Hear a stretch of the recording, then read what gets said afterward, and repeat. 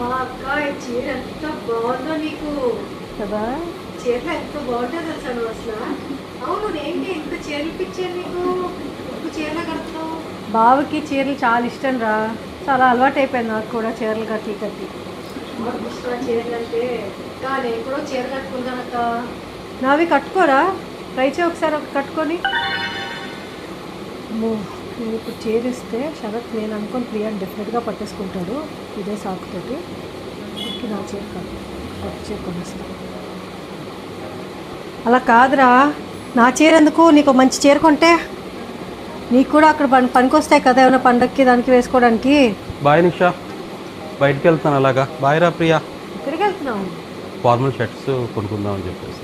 సరే బాబు, నేను అక్కతో ఇదే మాట్లాడుకుంటాను, మేము కూడా వస్తాను. అవునా బా, వాట్ ఆఫ్ కోఇన్సిడెన్స్. యా వెళ్దాం, కానీ అక్కకి ఇంట్లో పని ఉంటుంది కదరా, మన ఇద్దరు వెళ్దాంలే. నాకు చీరల గురించి అంత ఐడియా లేదు కదా బాబా. అక్కనే తీసుకెళ్ళి అక్క మంచి సెలెక్ట్ చేస్తుంది. నాకు ఎలాగో కొంచెం పని ఉంది, పని పూర్తి చేసేసుకుంటాను.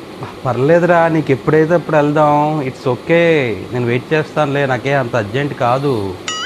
ఏమంటావు నిషా? ఇంకెప్పుడో ఎందుకు లేచారా, ఎలాగో బయలుదేరావు కదా, నన్ను తీసుకెళ్ళి నేను వస్తాను. దానికి ఎలాగో చీరల సంగతి తెలీదు. అదిలే, తను వస్తుంది అనుకున్నాను. నేను తీసుకెళ్ళవా? రా పదా. అది చీర అలా ఉంచారా? Yeah nice. అని ఉంటుంది కదా తెలిసి.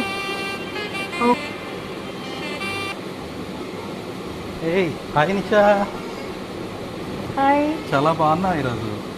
ఏంటి కొత్తగా చూస్తున్నాను నన్ను? ఏంటి బాబాయ్ సరసాలు టైము పాడు లేకుండా?